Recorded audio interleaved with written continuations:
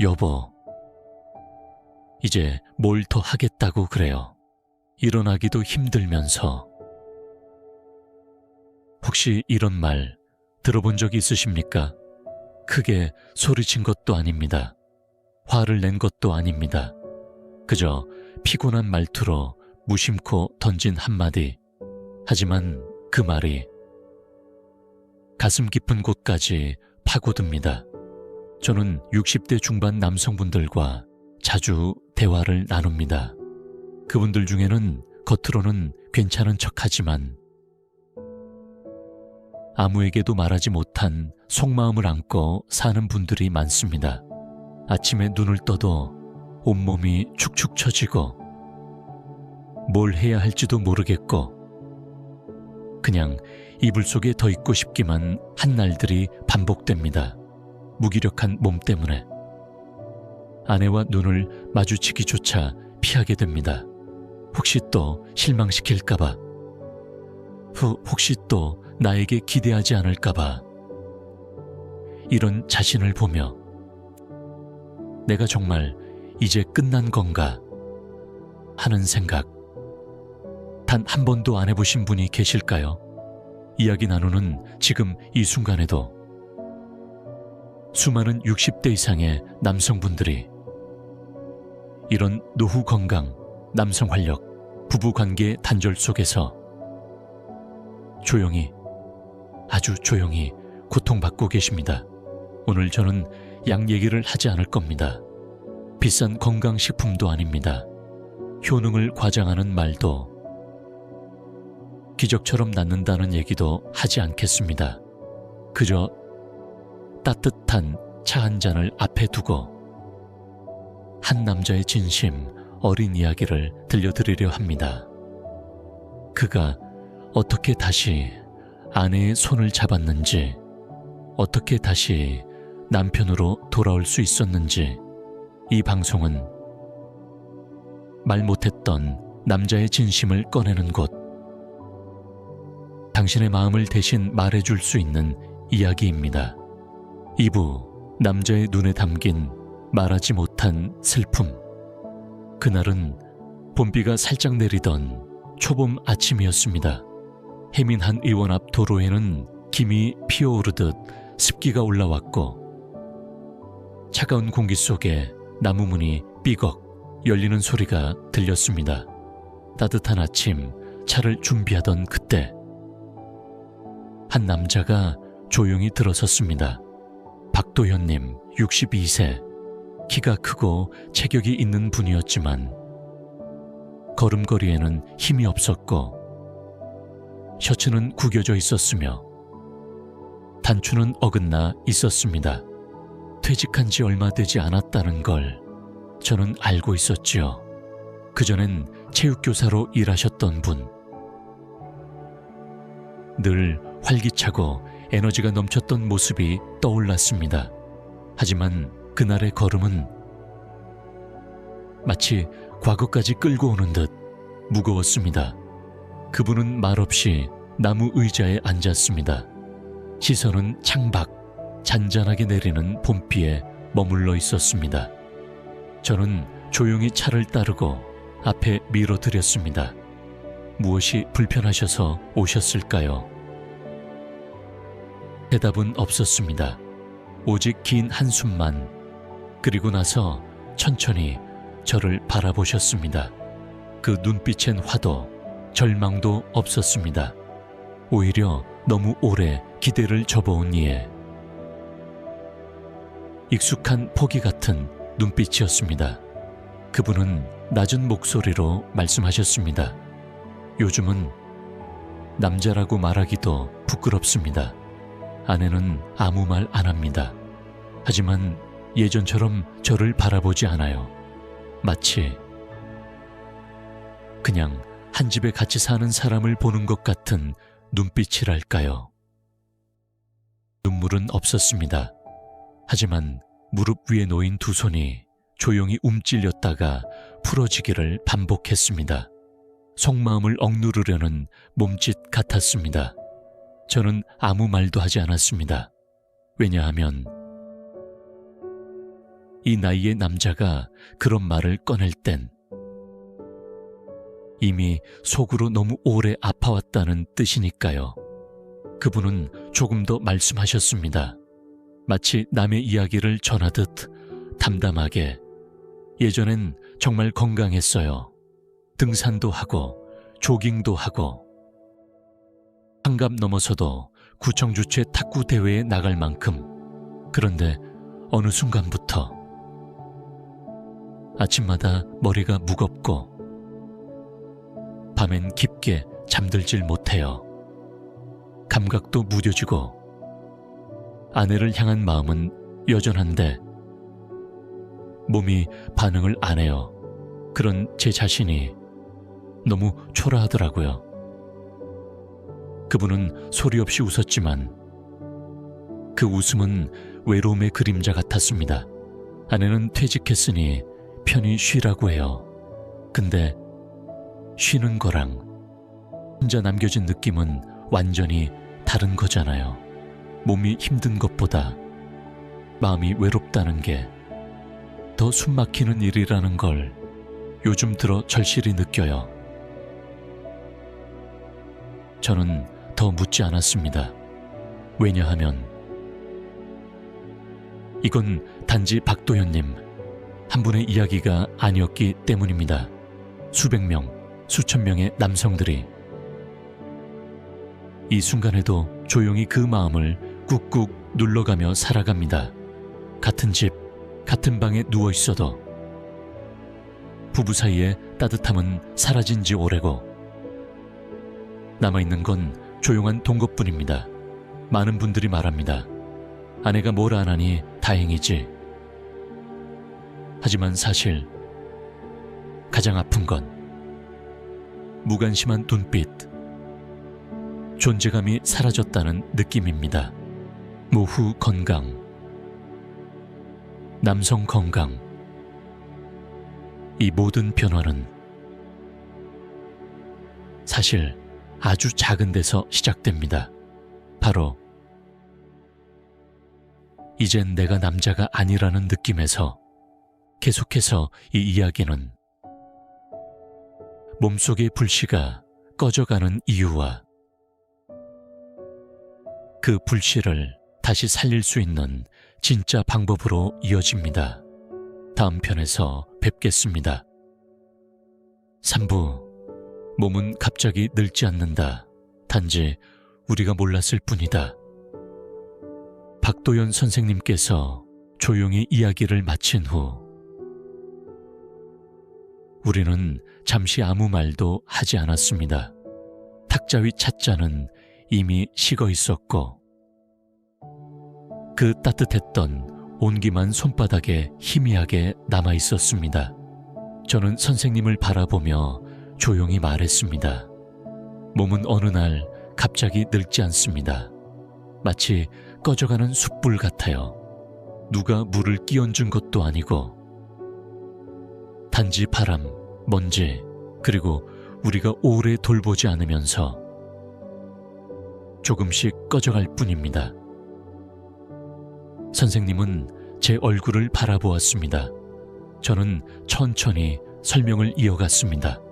남자의 몸은 60세를 넘기면 안에서부터 조용히 변하기 시작합니다.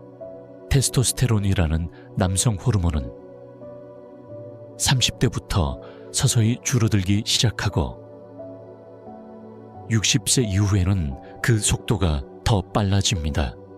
그게 단지 성기능만의 문제가 아닙니다. 의욕, 집중력, 자신감, 수면의 질, 부부 사이의 관계 모두 이 호르몬과 연결되어 있습니다. 박 선생님은 고개를 끄덕이며 말했습니다. 맞아요. 뭔가 하려고 해도 기운이 없고 예전엔 하고 싶던 일도 이제는 그냥 귀찮기만 해요.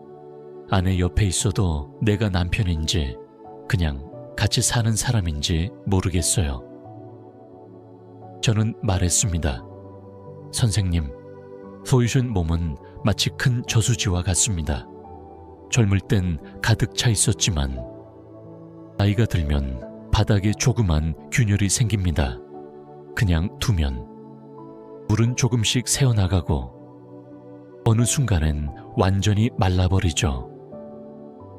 선생님이 자주 느낀다는 몸의 냉기는 단순히 날씨 탓이 아닙니다. 그건 기혈의 순환이 약해졌다는 신호입니다. 신장이 약해지고 간이 해독을 잘 못하게 되고 심장이 예전처럼 강하게 피를 돌리지 못하면서 몸 전체에 따뜻한 기운이 돌지 않게 됩니다. 그 결과 밤잠이 얕아지고 아침에 일어나도 개운하지 않고 부부 사이가 멀어지고 자꾸 짜증이 나고 의욕도 줄고 손발이 차고 속이 냉하고 머리카락이 빠지고 목소리가 줄어들고 자신감마저 사라집니다. 이 모든 게 결국 속에서부터 불이 꺼지고 있다는 증거입니다. 그때 박 선생님이 물으셨습니다. 그럼 꺼진 불씨도 다시 살릴 수 있습니까? 저는 조용히 웃으며 대답했습니다. 바람으로는 안 됩니다. 하지만 다시 지펴낼 수는 있습니다. 단 올바른 불쏘 시계와 천천히 지피는 정성이 필요하죠. 제가 드릴 건 약이 아닙니다. 선생님, 스스로 몸의 불을 다시 피울 수 있는 길, 그 시작을 알려드리는 것뿐입니다. 저는 종이에 조용히 4가지 재료를 적어드렸습니다. 마늘, 생강, 계피, 꿀. 너무 평범해서 믿기 어려운 조합일지 모르지만 바로 이 4가지가 많은 남성들의 삶을 바꿔놓았습니다. 다음 편에서는 이 4가지로 어떻게 몸의 불을 다시 지피는지, 그리고 박 선생님의 몸과 마음에 어떤 변화가 생겼는지를 자세히 들려드리겠습니다. 4부, 몸속 불씨를 다시 살리는 4가지 재료. 그날 상담이 끝나갈 무렵 박도연 선생님은 여전히 반신반의한 눈빛으로 저를 바라보셨습니다. 저는 작은 종이 한 장에 4가지 단어를 적었습니다. 마늘, 생강, 계피, 꿀. 박 선생님은 그걸 보시고 웃으셨습니다. 이게 다예요? 다 집에 있는 거잖아요. 저는 고개를 끄덕이며 말했습니다. 맞습니다. 몸을 살리는 건 항상 특별한 약이 아니라 이미 우리 부엌에 있는 아주 익숙한 것들일 수 있습니다. 문제는 우리가 알고도 제대로 사용하지 않는 데 있지요. 저는 설명을 이어갔습니다. 이 4가지 재료는 그냥 식재료가 아닙니다. 각각 하나의 성격을 가진 친구라 생각해 보세요. 누군가는 뜨겁고 누군가는 부드럽고 그들 모두가 모여서 몸속 깊은 곳에서 꺼져가는 불씨를 다시 살려주는 겁니다. 먼저 소개할 친구는 마늘입니다. 마늘은 강한 향 때문에 꺼려하는 분들도 많습니다. 하지만 이 작은 알맹이 하나에 강력한 생명의 불씨가 담겨 있습니다. 마늘은 신장을 따뜻하게 하고 혈액순환을 돕고 남성의 기운을 되살리는 데 매우 유익합니다. 하루에 딱 하나 마늘을 으깨서 10분 정도 두었다가 뜨거운 물에 함께 끓이면 됩니다. 처음엔 냄새가 익숙하지 않을 수 있지만 몸 안 깊은 곳에서부터 따뜻함이 올라오는 걸 느끼게 되실 겁니다. 2번째 친구는 생강입니다. 생강은 차가운 손발을 녹여주는데 최고지요. 소화도 도와주고 피를 부드럽게 돌게 합니다. 특히 중년 이후로 감각이 무뎌지고 아랫배나 손발이 자주 차가워지는 분들에게 생강은 아주 좋은 친구입니다. 생강을 두어 조각 썰어 넣고 살짝 구워서 넣으면 더 향긋합니다. 세 번째 친구는 계피입니다. 계피는 향으로 먼저 다가오는 친구입니다.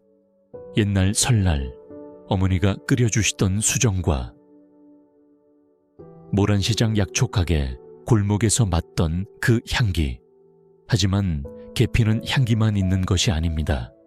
혈액순환을 돕고 심장을 튼튼하게 해주며 특히 남성의 아래쪽 순환을 도와 기운을 끌어올리는데 효과적입니다. 계피는 양을 잘 맞추는 게 중요합니다. 너무 많으면 자극이 강하니까요. 작은 계피 스틱 하나 혹은 계피 가루 반 스푼이면 충분합니다. 마지막으로 소개할 친구는 꿀입니다. 꿀은 이 모든 재료를 하나로 이어주는 따뜻한 연결고리입니다. 꿀이 들어가면 차는 자극적인 맛을 덜어내고 부드럽고 따뜻한 포옹 같은 맛이 됩니다. 꿀은 위장을 보호하고 면역력을 높이고 기혈순환을 부드럽게 만들어줍니다. 주의할 점은 뜨거운 물에 바로 넣지 말고 물을 조금 식힌 다음 넣는 것입니다. 그래야 꿀의 좋은 성분들이 파괴되지 않습니다. 제가 박 선생님께 말해드린 차 끓이는 방법은 이렇습니다. 먼저 마늘 한 톨을 으깹니다. 생강은 2조각 썰고 계피 1조각을 준비합니다. 이 3가지를 물 2컵 정도에 넣고 약한 불에서 함 7분 정도 끓입니다. 물을 식혀서 손으로 만졌을 때 따뜻한 정도가 되면 꿀 한 스푼을 넣고 잘 저어 마시면 됩니다. 이 차는 아침 공복이나 저녁 잠들기 전에 드시는 것이 가장 좋습니다. 그리고 제가 꼭 덧붙인 말이 있습니다. 한두 번 마신다고 바로 변화가 생기지는 않습니다. 하지만 매일 한 잔씩 마치 아궁이에 장작을 넣듯 정성 들여 마시면 2주 후엔 손발이 따뜻해지고 3주 후엔 잠이 깊어지며 한 달쯤 지나면 아내의 눈빛이 바뀌는 걸 느끼게 되실 겁니다. 그 눈빛은 책임이나 불만이 담긴 눈빛이 아닙니다. 동정도 아닙니다. 그건 다시 살아나는 남편을 바라보는 따뜻하고 놀라운 눈빛입니다. 이보다 더 좋은 약이 있을까요? 이제 다음 이야기로 넘어가겠습니다. 이 차를 제대로 활용하기 위해 꼭 알아야 할 주의사항과 금기사항, 그리고 몸에 맞게 조절하는 방법들에 대해 자세히 알려드리겠습니다. 다음 편도 꼭 함께 해주세요. 5부, 좋은 것도 제대로 먹어야 약이 됩니다. 최 선생님께서 조용히 제 이야기를 다 들으신 후 말씀하셨습니다. 원장님, 그런데 이게 혹시 저한테 안 맞을 수도 있습니까? 저는 고개를 끄덕이며 아주 진지하게 말씀드렸습니다. 선생님, 세상의 모든 사람에게 완벽하게 맞는 음식이나 약은 없습니다. 이 차도 마찬가지입니다. 몸에 맞게, 체질에 맞게, 그리고 조심스럽게 드셔야 진짜 보약이 됩니다. 그리고 차근차근 설명드렸습니다. 첫째, 이 차는 기본적으로 따뜻한 성질을 가지고 있습니다. 마늘, 생강, 계피, 이 3가지는 모두 열을 내는 약재입니다. 그래서 만약 평소에 얼굴이 자주 붉어지거나 몸에 열이 많고 땀이 많고 성격이 급하고 갈증이 자주 나는 분들이라면 차를 매일매일 드시는 건 오히려 부담이 될 수 있습니다. 그럴 경우에는 양을 절반으로 줄이시거나 격일로 하루 걸러 한 번씩 드시는 것이 좋습니다. 몸 안에 불이 이미 활활 타고 있는데 거기에 또 장작을 더 넣는 꼴이 되니까요. 둘째, 반대로 손발이 늘 차갑고 배나 허리가 냉하고 소화가 잘 안 되고 기운이 늘 처지는 분들에겐 이보다 더 좋은 약이 없습니다. 특히 겨울철천이 자주 떨어지시는 분, 아침에 일어나도 개운하지 않은 분들, 밤에 쉽게 깨어서 숙면을 못 하시는 분들에겐 이 차가 정말 큰 도움이 됩니다.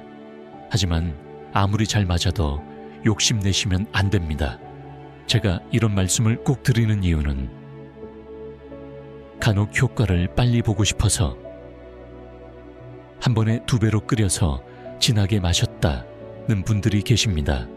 그렇게 드시면 머리가 띵하거나 열이 오르고 얼굴에 열꽃이 피거나 변비가 생기는 등 오히려 몸이 불균형해질 수 있습니다. 과유불급이라는 말, 몸에도 꼭 적용됩니다. 셋째, 당뇨가 있으신 분들은 꼭 주의하십시오. 꿀은 분명 좋은 약재이지만 혈당에 민감하신 분들에겐 부담이 될 수 있습니다. 그럴 땐 꿀 대신 감초 몇 조각을 넣고 함께 다려도 좋습니다. 그래도 가장 좋은 방법은 현재 치료받고 계신 주치의 또는 한의사와 먼저 상의해 보는 것, 내 몸 상태를 정확히 알고 나서 시작하시는 게 안전합니다. 6부, 아내의 눈빛이 달라졌을 때 약 1달 반쯤 지났을 무렵 박도연 선생님이 다시 혜민 한의원에 오셨습니다. 이번엔 고개를 숙이지 않으셨습니다. 옷차림은 전과 다르지 않았지만 무언가가 분명히 달라져 있었습니다. 그것은 바로 눈빛이었습니다. 전과 달리 바닥을 향하지 않았고 말없이 저를 바라보는 그 시선에 작은 빛이 담겨 있었습니다. 차를 따라 들이니 이번엔 2 손으로 잔을 단단히 잡으셨습니다. 선생님은 조용히 말씀을 이어가셨습니다. 처음 일주일은 솔직히 아무 기대도 없었어요. 아침 저녁으로 그냥 습관처럼 마셨죠. 잠은 여전히 얕았고 손발도 차가웠습니다. 그런데 이상하게 몸이 반응하기 시작하더군요. 자고 나면 땀이 살짝 나 있고 기운이 빠진 듯한 느낌이 아니라 오히려 몸이 어딘가 깨어나고 있다는 느낌이 들었어요. 2주가 지나니 아침에 더 이상 침대에 오래 눕지 않게 됐고 이상하게 일찍 일어나서 밖을 걷고 싶더군요.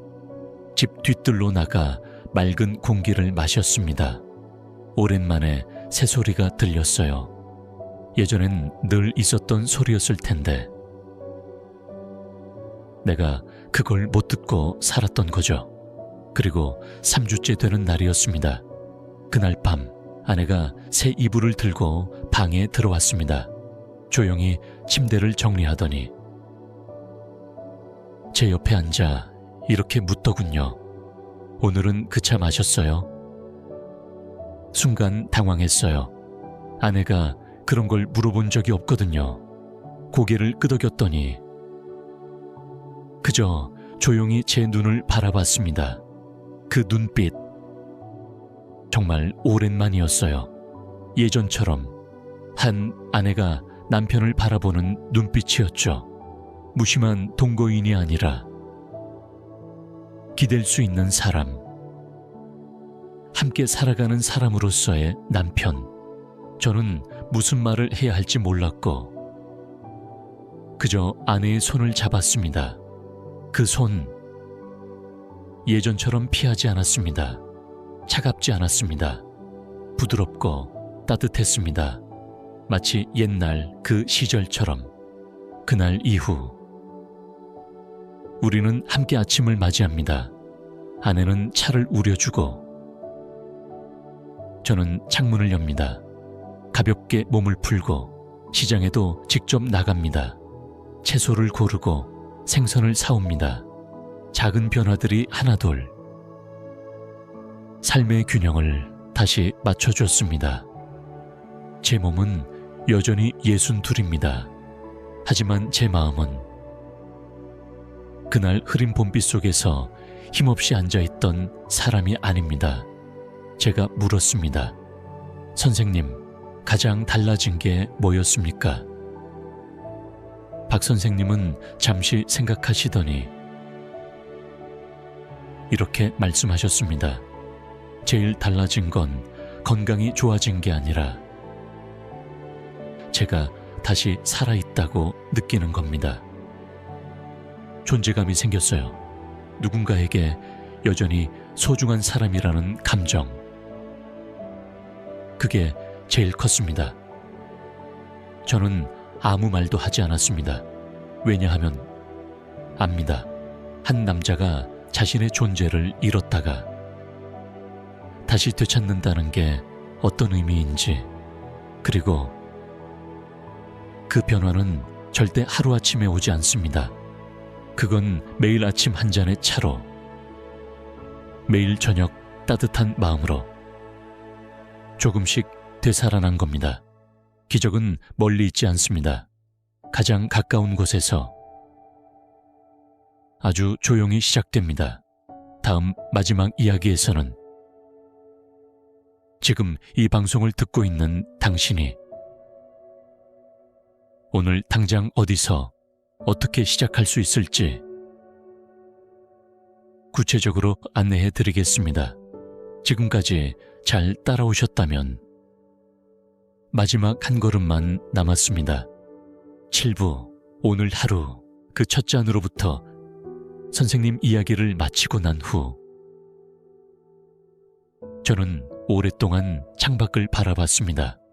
햇살이 조금 따뜻해졌고 참새가 처마 밑에서 지저귀고 있었습니다. 그 순간 이런 생각이 들더군요.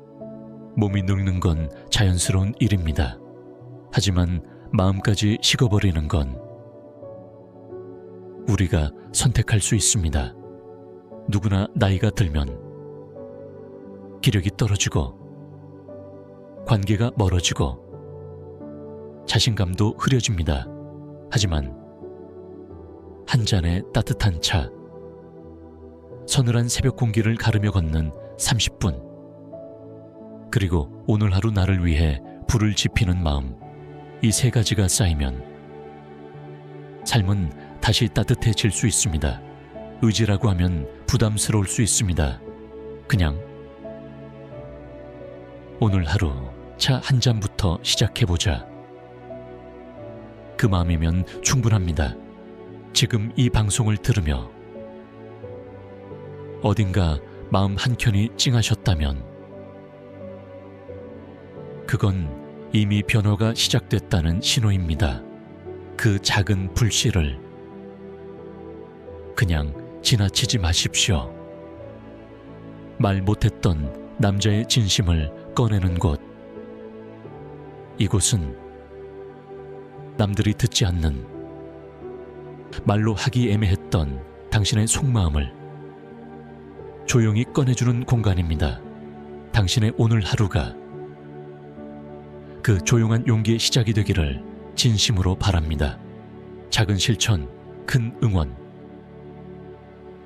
오늘 이 방송을 들으시고 조금이라도 공감하셨다면 댓글에 단 한 줄만 남겨주세요. 오늘부터 한 잔 시작합니다. 그 한 줄이 누군가의 삶을 바꾸는 불씨가 될 수 있습니다. 혹시 생각나는 친구나 지인이 있다면 조용히 이 방송을 공유해 주세요. 부끄러워 말고요. 그분도 기다리고 있을지도 모릅니다. 다음 시간에도 몸과 마음이 다시 살아나는 이야기로 당신을 찾아뵙겠습니다. 지금까지 당신의 이야기를 진심으로 듣고 싶은 한의사 이수연이었습니다. 고맙습니다.